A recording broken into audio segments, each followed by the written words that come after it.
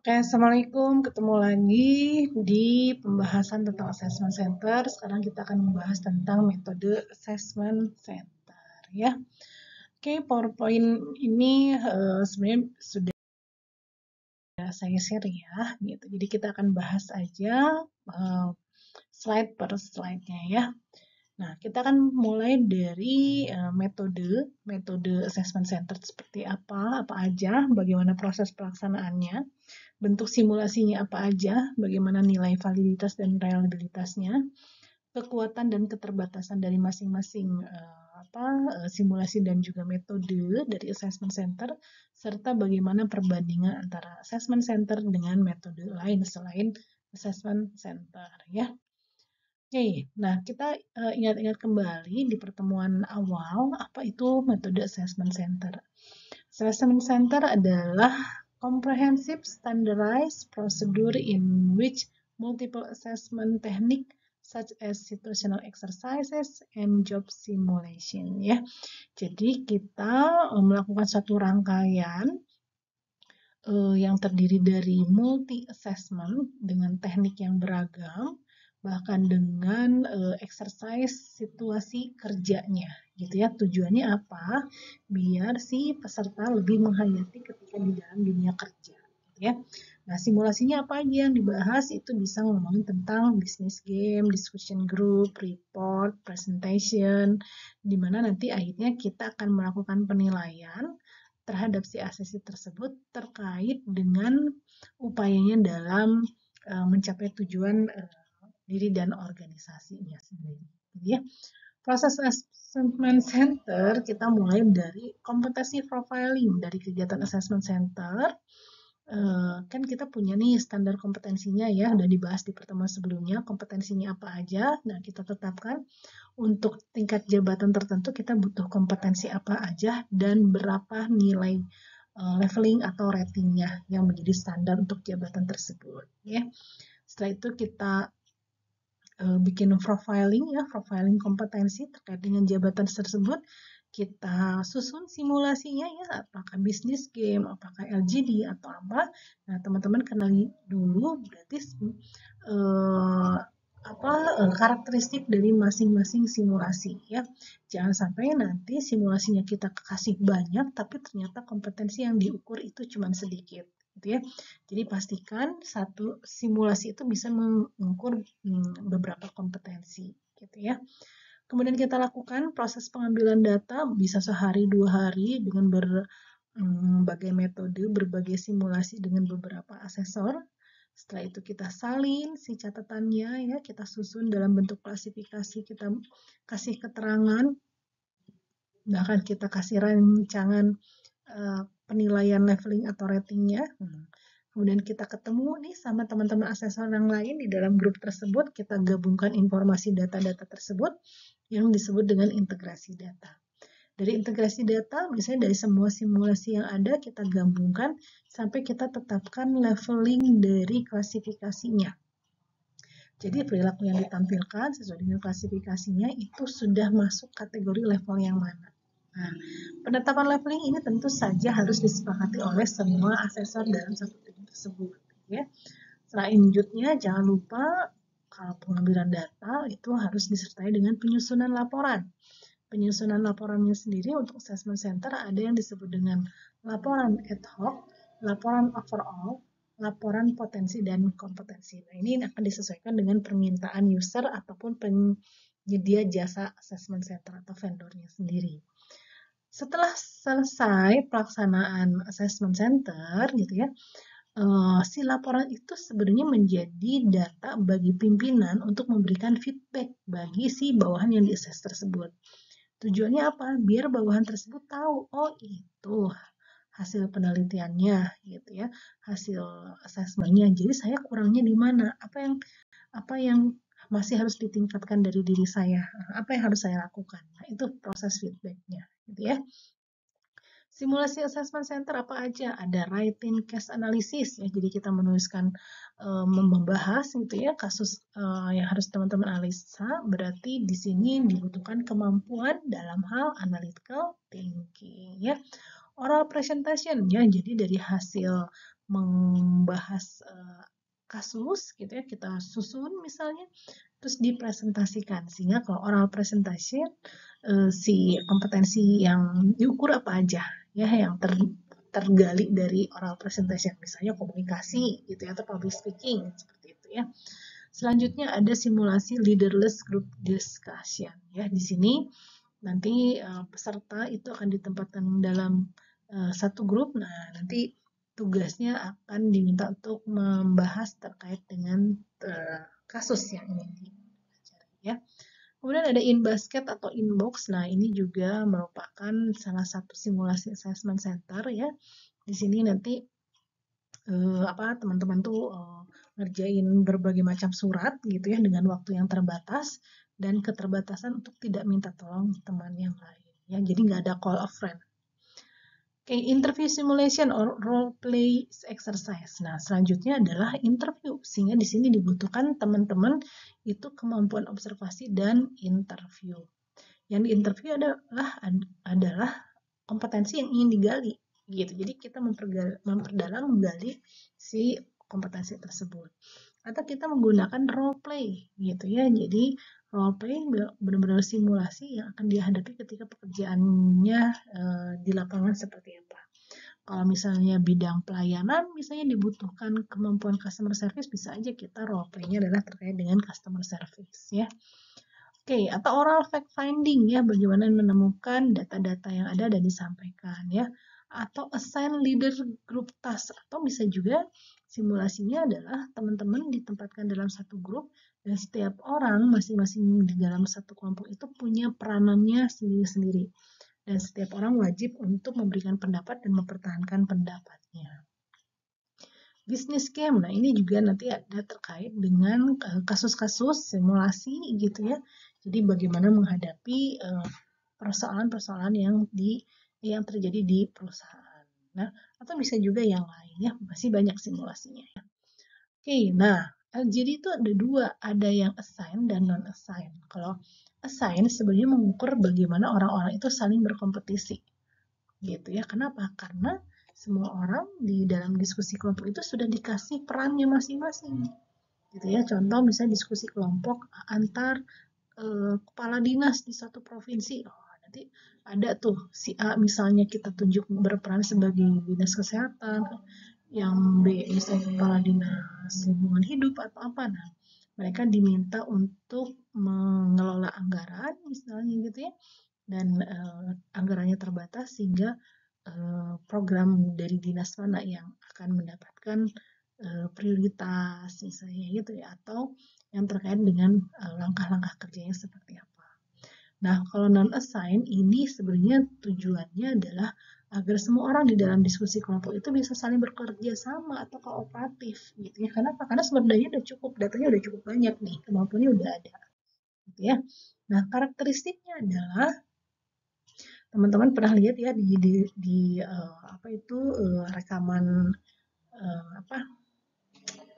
rekaman kegiatan assessment centernya sendiri ya. Jadi nanti si kelompok diskusi itu duduk melingkar, terus dikasih topik yang akan dibahas. Jadi ya kasih kasus gitu ya. Nanti sifat dari problemnya itu bisa bervariasi sesuai dengan kepentingan maupun aktualisasi di lapangannya seperti apa. Waktunya terbatas nggak? Oh ya jelas terbatas. Itu kita kasih tahu juga. Dan setiap akhir diskusi kita minta setiap kandidat untuk memberikan pendapatnya secara singkat terkait dengan kasus tersebut ya. Skenario yang disampaikan bisa terkait dengan pemecahan masalah atau misalnya situasi di mana kandidat harus bekerja sama sebagai anggota tim dalam menyelesaikan masalah yang ada gitu ya.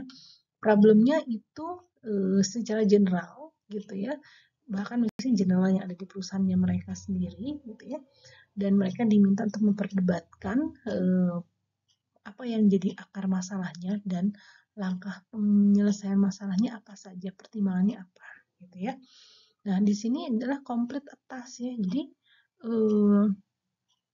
untuk melengkapi ya, misalnya ada studi kasus, terus role play skenario atau solve a puzzle ya. Problem LGD ini tadi ya. Nah, kalau misalnya analisa problem analisis atau PA itu sering banget digunakan di assessment gitu ya. Tapi kalau misalnya online sekarang sih bisa-bisa aja ya, jadi nanti di-upload misalnya si bahan presentasinya gitu ya, terus mereka nanti bisa tayangkan lewat layar monitornya gitu. Dan kita bisa sama-sama lihat dan kita minta penjelasan terkait dengan pertimbangan mereka dalam menetapkan itu masalahnya dan solusinya seperti apa gitu ya. Oke, semakin banyak kandidat, informasinya juga bisa banyak dan bisa beragam gitu ya. Terutama misalnya terkait dengan persoalan perusahaan itu sendiri gitu ya. Kalau di kasus problem analisis itu biasanya suka kita kasih itu materinya panjang, bahkan data-data yang menunjang di bagi perusahaan itu juga banyak. Nah, tujuannya sebenarnya untuk mengecoh gitu ya. Jadi diukur terkait dengan sejauh mana seseorang itu mampu menemukan hal penting di antara hal penting-penting lainnya gitu ya. Oke, nanti materinya disesuaikan dengan perusahaan tempat si kandidat itu bekerja atau melamar ya. Nah, solusinya dari problem analisis adalah berarti asesi itu harus tahu tuh masalahnya apa. Terus dari sekian, misalnya masalahnya ada 1, 2, 3, ada 10 gitu ya. Nah, mana yang prioritas gitu ya. Terus kenali juga analisa gejala masalahnya apa gitu ya sampai problem itu muncul. Terus tetapkan juga kemungkinan-kemungkinan pemunculan masalahnya, alternatifnya, dan tetapkan mana yang akan diputuskan untuk menjadi keputusan utama, tapi berarti dilihat juga bagaimana perhatian terhadap konsekuensi yang terjadi dari pengambilan keputusan tersebut ya. Oke, teknik problem analisa adalah melihat cause effect analisa ya. Jadi menemukan penyebabnya itu apa gitu ya, atau cat who ya. Nah, ini juga ada, nanti kita akan bahas ya terkait dengan itu, atau 5W1H. Nah, ketika kita membahas problem analisa, seringkali peserta atau asesi itu membuat catatan analisa dengan menggunakan metode cost effect diagram atau fishbone diagram. Nah, ini paling sering ya dipakai oleh bapak-bapak kalau melakukan assessment ya, karena mereka belajar ya secara manajerialnya gitu ya. Nah, ini sebenarnya kenapa dibilang fishbone? Karena bentuknya kayak tulang ikan gitu ya. Jadi situasi yang ada saat ini itu disebabkan oleh problem-problem apa aja sih? Nah, itu kan banyak tuh gitu ya. Jadi itu kenapa ini dibilang fishbone problem atau diagram gitu ya. Oke, kemudian nah penyebab akar penyebab dari diagramnya bisa dilihat tuh gitu ya. Nanti problem yang terjadi apa, misal penyebabnya apa aja nih. Wah, ternyata penyebabnya banyak nih. Nah, oke. Kalau gitu berarti apa nih langkah penyelesaian gitu ya. Oke. Kalau Catwood tuh sebenarnya kita mau lihat bagaimana tanggapan si orang tersebut terkait dengan masalah yang ada. Nah, terutama misalnya terkait dengan customer-nya gimana. Dia tahu nggak customer-nya siapa gitu, gimana dampaknya dan lain-lain gitu ya. Terus siapa aja yang terlibat dalam situasi masalah yang ada. Terus bagaimana bentuk transformation prosesnya gitu ya. Bagaimana kita melihat secara keseluruhan, secara besarnya si masalah tersebut. Bagaimana siapa yang menjadi pemilik utamanya gitu ya, yang memang mempunyai peran dalam penyelesaian masalah dan penyelidikannya gitu ya. Selanjutnya terkait dengan environmental constraint ya. Jadi bagaimana keterbatasan-keterbatasan dari setiap keputusan yang diambil ya. Oke, 5W1H mungkin teman-teman masih ingat ya, what, where, when, who, how. Nah, gitu ya. Jadi why-nya belum ada ya. Nah, why-nya jadi 5W1H ya. Ini pertanyaan-pertanyaannya sebenarnya untuk ini sudah bisa teman-teman kembangkan lagi gitu ya. Yang penting adalah kenali dulu 5W1H itu apa. Oke, nah simulasi intre karakteristik. Nah, ya intre itu kayak gimana karakteristiknya? Ini menjadi satu ide dasar ya gitu ya, bagaimana kita mencoba menempatkan si partisipan atau si asesi dalam situasi kerja gitu. Jadi latihan diukur nih gitu ya terkait dengan workplace behavior-nya atau attitude-nya di dalam konteks penyelesaian tugasnya gitu ya. Nah, di dalam intrainya ini nanti si peserta itu akan dihadapkan dengan sekian banyak letter, memo, notes, written yang harus diperhatikan. Nah, padahal waktunya terbatas gitu ya. Sehingga bagaimana seseorang itu mampu memanage pekerjaannya dalam waktu yang terbatas. Itu yang akan dilihat gitu ya. Oke, partisipan identify degree of relevant, important, and priority. Nah, bahkan juga dia misalnya, oh saya butuh bantuan. Nah, bantuannya itu bantuan siapa? Kenapa itu dulu? Gitu ya. Berarti atas dasar prioritasnya. Nah, terus ketika memberikan solusi, nah solusi ini juga teman-teman bisa perhatikan. Solusi yang ditawarkan adalah solusi hanya jangka pendek, saat ini aja selesai, besok ada masa lagi, kita solusikan lagi gitu. Atau misalnya medium, pertengahan, atau memang ini ujung tombaknya adalah menyelesaikan masalah utama yang akan menyelesaikan problem yang ada sekian lama ini. Gitu ya. Nah, karakteristik berikutnya adalah mencoba menempatkan peserta dalam situasi kerja tadi ya. Oke, tujuannya di sini adalah kita mau mengukur kemampuan peserta dalam mengolah informasi dengan cepat, melakukan analisa, mengambil keputusan, mengambil tindakan, manajemen waktu, cara gitu ya, dan bagaimana dia mengekspresikannya secara lebih wise gitu ya, atau bijaksana. Nah, biasanya untuk pengerjaan intrai nanti si peserta ditempatkan di satu ruangan tertentu yang dia nggak ada kesempatan untuk kerjasama gitu ya. Dikasih tugas banyak, waktu terbatas, sendirian, nggak ada yang bisa bantuin gitu ya. Terus misalnya, oh saya nggak bisa selesaikan masalah ini ya, berarti kalau nggak bisa nyelesain, berikutnya apa? Atau nggak ada kesempatan untuk delegasi gitu ya. Dan selalu setelah selesai mengerjakan simulasi intake, kita wajib melakukan klarifikasi terhadap peserta. Ya, problemnya apa aja sih kalau intake bisa terkait dengan informasinya overload, ya banyak banget informasinya, atau terlalu kompleks, targetnya udah jelas apa, gitu ya, solusi yang ditawarkan juga beragam, terus kita bingung milih yang mana, atau waktu yang ditawarkan juga itu mepet. Nah, ini ada salah satu gambaran ya, dimensi observable methodnya. Jadi, kalau dimensinya problem analisa itu sebenarnya bisa diukur oleh simulasi yang seperti apa nih ya. Return case analysis. Oh, ternyata presentasi juga itu misalnya melatih atau mengukur kemampuan problem analisa dan lain-lain ya. Ini salah satu contoh aja. Oke, kemudian sejauh mana kualitas reliabilitasnya ini sebenarnya udah dibahas juga di pertemuan sebelumnya ya, bahwa sejauh ini penilaian terhadap assessment center itu sudah dibilang akurat gitu ya, dibandingkan psikotes. Oke, ini sebenarnya teman-teman tinggal baca aja ya, kaitan-kaitannya si assessment center itu dengan mana aja gitu ya, dan sejauh mana si assessment center ini dinilai valid dan reliable adalah berarti kemampuan si psikolog atau si asesornya sendiri ya dalam menemukan hal-hal yang sejauh mana assessment center ini validitas dan reliabilitasnya. Nah, ini sudah ada ya skornya juga, jadi nggak usah khawatir kita melakukan proses assessment center ya. Nah, keterbatasannya gitu ya, kekuatan dan keterbatasan melakukan metode assessment center ini juga dipelajari karena tidak semua orang itu terbiasa atau mampu untuk menjadi asesor gitu ya. Berikutnya, nah gimana dengan metode yang lain ya? Gitu. Kalau individual assessment itu sebenarnya kita mengukur secara holistic judgment ya gitu. Teknik-tekniknya kita bisa lihat perbedaan-perbedaannya ya, bagaimana misalnya specific judgment yang dibuat gitu ya, berapa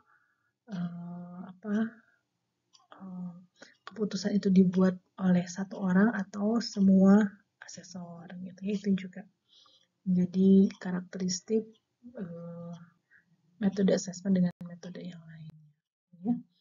Oke, berikutnya misalnya situational interview-nya ya, terkait dengan self report of attention dan behavior.